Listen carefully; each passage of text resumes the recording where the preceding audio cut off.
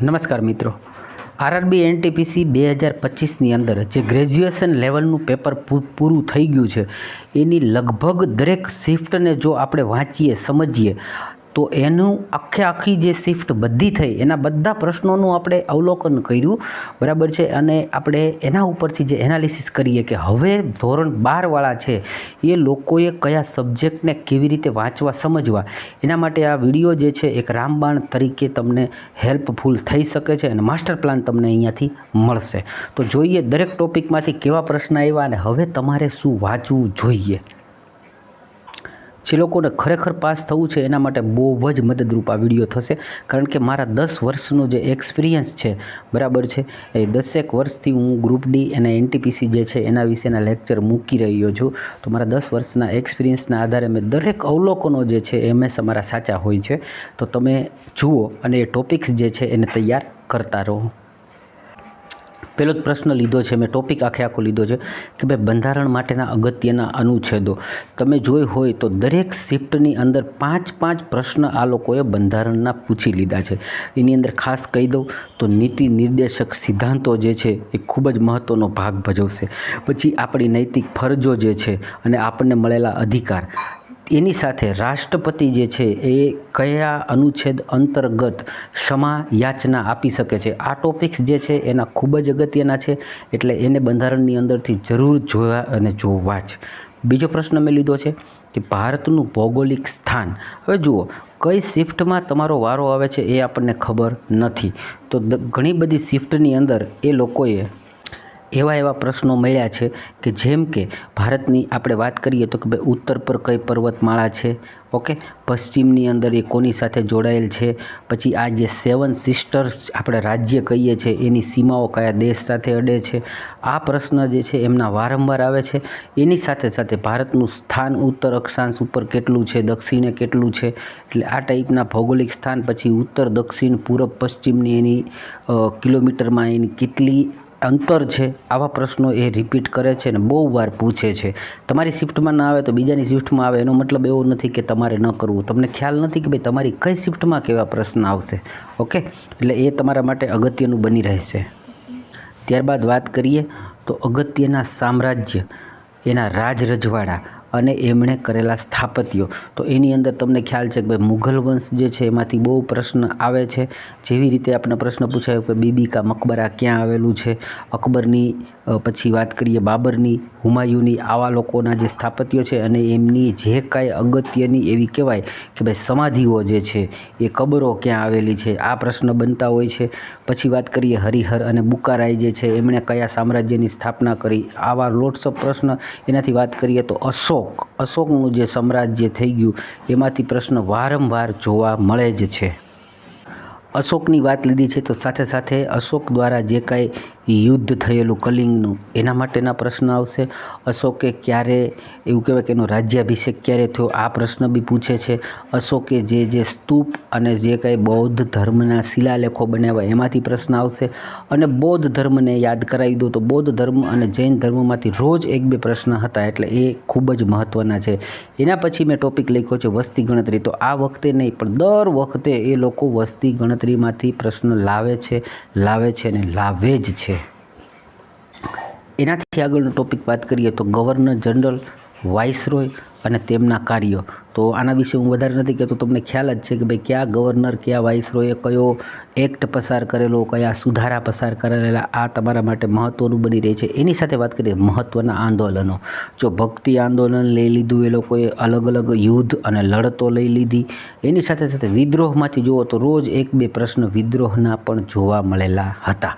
પછી વાત કરીએ તો પ્રશાસન, પછી ન્યાય વ્યવસ્થા અને આવી બધી જે કંઈ સંસ્થાઓ છે એના અધ્યક્ષમાંથી રોજ પ્રશ્ન જોવા મળેલા. હવે વાત કરીએ તો કે અગત્યના વિવિધ દિવસો. તમને ડેઈલી 1-2 દિવસ, અને આ લોકોનો જો ટેવ છે હું તમને કહી દઉં, એક તો હિન્દી દિવસ પૂછે છે, બહુ વાર પૂછ્યો. HIV દિવસ તમને પૂછી લેશે. બ્લડ ડોનેશન દિવસ પૂછી લેશે. પછી કોઈ ન અડતું હોય ને એવી વસ્તુ ટપાલ દિવસ પૂછે છે. એની સાથે સાથે રેડિયો દિવસ પૂછે છે. આ એના ફેવરિટ છે. આવા દિવસો જે છે એ તમને ખ્યાલ જ હોવી જોઈએ. એના વિશે તમને રેગ્યુલર પ્રશ્ન પૂછશે. અને એક હેલો પ્રશ્ન બધાને આવડે એવો, વિશ્વ પર્યાવરણ દિવસ, એનો પ્રશ્ન આમ કહી શકાય કે ભાઈ બહુ જ એમને યાદ રહી જાય છે, એ પૂછે છે. અને એવો જ એક દિવસ વિશ્વ યોગ દિવસ. આ બે એમના પ્રોપર ડે છે, એને પૂછશે જ. બરાબર. પછી જે મેં અહીંયા વાત કરી ને પ્રશાસન, એ પ્રશાસનને વાત કરતો તો કે ભાઈ જીએસટીને તો યાદ કરશે જ દરેક વખતે. એટલે જીએસટી માટેના પણ તમને અમુક ફેક્ટ જે છે એ ખબર હોવી જ જોઈએ. એનાથી આગળ વાત કરીએ તો કે ભાઈ અગત્યના દિવસો જે મેં હમણાં કીધા ને એમાં પાછી તો કોઈની થીમ હોય. અને હાલમાં જ આપણે 21 જૂન જે છે એ યોગ દિવસ ઉજવ્યો હતો, એમાં 2-3 રેકોર્ડ્સ આપણે બનાવેલા છે. રેકોર્ડનો પ્રશ્ન આવશે અને આવશે જ. પછી વાત કરીએ પીસીમાંથી, કોમ્પ્યુટરમાંથી રોજના 2-3 પ્રશ્ન, ક્યારેક 4 ક્વેશ્ચન્સ જોવા મળ્યા. એમાં ખાસ કરીને એને શોર્ટકટ કી પૂછી, ટૂલબાર અને મેનુ બારમાંથી થતા ફંક્શનો પૂછ્યા અને પ્રોટોકોલ્સ વિશે પણ પ્રશ્ન એમણે પૂછી લીધા. એનાથી વિશેષ વાત કરીએ તો કે અગત્યની સંસ્થાઓ જેમ કે ટ્રાય, આ ટ્રાય છે ને એના માટે એ ડેઇલી એનો પ્રશ્ન એ પૂછતા જ હતા અને વર્ષોથી પૂછે છે. એક તો એની સ્થાપના પૂછશે, એનું ફૂલ ફોર્મ પૂછશે, એના અધ્યક્ષ કોણ છે એ પૂછશે. તો આવી જેટલી સંસ્થાઓ તમને અગત્યની મળશે એ ડેટાને તમે કલેક્ટ કરી અને વાંચી લેવું ખૂબ જ અગત્યનું રહેશે. એના પછી વાત કરીએ નેશનલ અને ઇન્ટરનેશનલ ગેમ. અને નેશનલ ઇન્ટરનેશનલ ગેમની અંદર ક્રિકેટમાં ખાસ પૂછે છે, હોકીમાં પૂછશે. એના સિવાયની જે નેશનલ ગેમની અંદર રણજી ટ્રોફીના વિજેતા કોણ છે, આવા પ્રશ્ન પણ તમને જોવા મળશે જ. પછી વાત કરીએ વિજ્ઞાનની, તો વિજ્ઞાનની અંદર ધાતુ અને અધાતુ જે છે એ સૌથી મહત્ત્વના હોય છે વિજ્ઞાનમાં. એના લક્ષણો પૂછશે, રાસાયણિક ક્રિયાઓ પૂછી લેશે. બરાબર છે. આના ઉપરથી જ આખું રસાયણ વિજ્ઞાન બનતું હોય છે અને આના ક્વેશ્ચન્સ એ લોકોને ખૂબ જ ગમતા હોય છે, એટલે બહુ પૂછે છે. વિશેષ વાત કરીએ તો કે હોર્મોન્સ માટેના પ્રશ્ન. હોર્મોન્સ છે ને વનસ્પતિના હોર્મોન્સ અને માનવ રોગ, માનવના પણ હોર્મોન્સ, આ બંનેના. એનાથી આગળ વાત કરીએ તો કે રોગ, વિટામિન, પછી માનવ પેશીઓ, પછી માનવ શરીરના પ્રશ્ન. આટલું જે છે વિજ્ઞાનમાં એમને ખૂબ જ અગત્યનું હોય છે ને વારંવાર પૂછતા હોય છે. પછી વાત કરીએ પર્યાવરણની અંદર તમને એક શિફ્ટમાં એક બે પ્રશ્ન તો આમણે પૂછેલા જ છે, જેની અંદર વાતાવરણને લગતા, જળને લગતા પ્રશ્ન, એટલે પર્યાવરણની અંદર 1-2 પ્રશ્ન તમને જોવા મળી શકે છે. પછી વાત કરીએ તાજેતરની કે છેલ્લી ચૂંટણી. જો આ લોકો દર વખતે એવા પણ પ્રશ્ન પૂછેલા છે કે કયા રાજ્યમાં કઈ સરકાર છે, કેટલા વોટ સાથે અથવા તો કેટલી સીટ સાથે જે પૂછેલા છે. આવો પ્રશ્ન હમણાં પણ એણે પૂછી લીધો. એટલે તમારે એવું જોઈ લેવાનું કે તાજેતરમાં કોઈ ચૂંટણી થઈ કે મોટું પરિણામ આવેલું છે તો એનો પ્રશ્ન. અને બીજી વાત, આજે સરકારને લગતા એટલે એણે એવું પૂછી લીધું હતું કે જમ્મુ એન્ડ કાશ્મીરમાં કોની સરકાર છે, હરિયાણા ચૂંટણી થઈ તો એના શું ફેક્ટ છે. ઓકે, તો એ પણ ક્વેશ્ચન્સ આ લોકોને બહુ જ, કારણ કે 40 માર્કના પ્રશ્ન આમાંથી આવતા હોય છે. ત્યારબાદ આપણે વાત કરી લઈએ કે પ્રખ્યાત નૃત્યમાંથી આપણને પ્રશ્ન જોવા મળ્યા છે. બરાબર. અથવા તો કલા, લલિત કલા, આની સાથેના પ્રખ્યાત એવા વિશેષ વ્યક્તિઓ હોય. બરાબર છે કે ભાઈ આનું નામ કોની સાથે જોડાયેલું છે. અને એવા જ પ્રખ્યાત વ્યક્તિઓ જે છે કે એમણે હાલમાં પદ્મભૂષણ, પદ્મવિભૂષણ મળેલા હોય તો કયા રમત, કઈ વસ્તુ, કઈ કલા સાથે જોડાયેલા છે, અથવા તો એને શું કામ આ એવોર્ડ આપવામાં આવ્યો છે, એ પ્રશ્નો બની રહ્યા છે અને જોવા મળશે જ.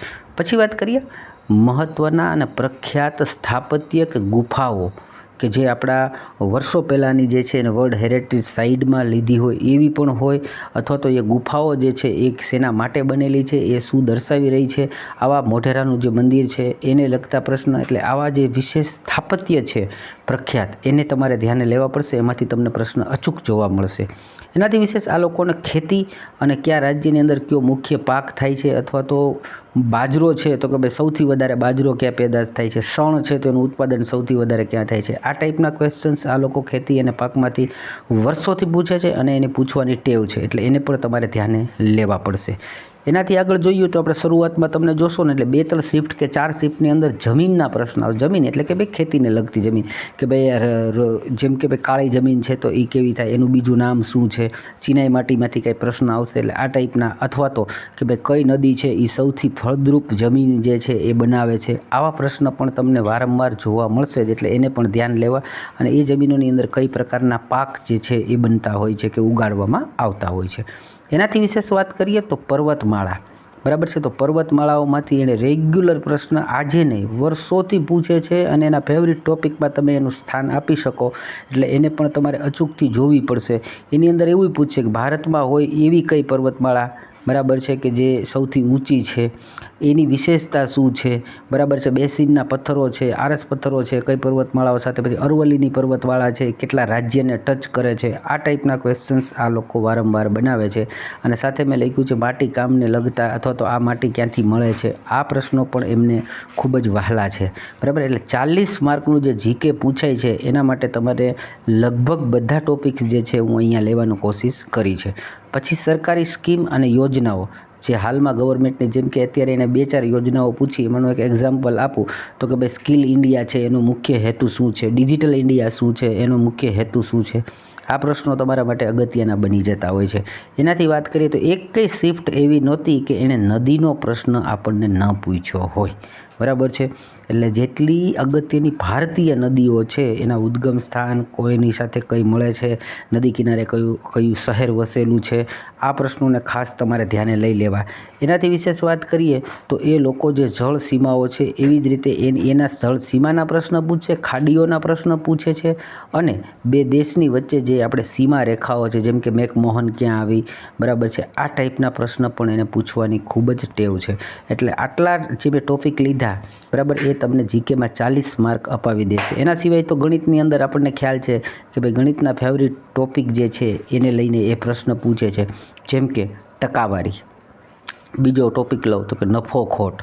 ત્રીજો ટોપિક લઉં તો કે લસા ગુસા. પછી સાદું વ્યાજ, ચક્રવૃત્તિ વ્યાજ, સરેરાશ. આ બધા એવા ટોપિક છે કે એના વગર એને પ્રશ્ન બને જ નહીં. ગુણોત્તર, પ્રમાણ, ઓકે, તો એ તો બધાને ખ્યાલ છે એટલે એની અત્યારે આપણે વાત નથી કરતા. એના સિવાય રિઝનિંગ જે છે તો રિઝનિંગમાં પણ મેં આવા લેક્ચરો બનાવ્યા છે કે એમના ફેવરિટ ટોપિક કયા છે ને કે એમાંથી પ્રશ્ન આવે છે, બરાબર. રિઝનિંગમાં વાત કરી દઈએ તો જો ABCD વાળા તમને જોવા મળશે, બરાબર છે, 3 કે 4 પ્રશ્ન. પછી એમાંથી પાછા એનોલોજી લઈ જશે, બરાબર છે, સમાનતાના જોવાના આવશે.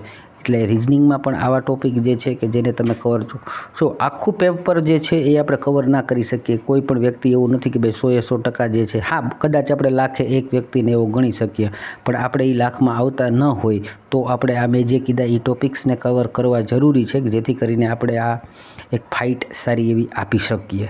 ઓકે મિત્રો, તો વિડીયો અહીંયા સુધી રાખીએ છીએ.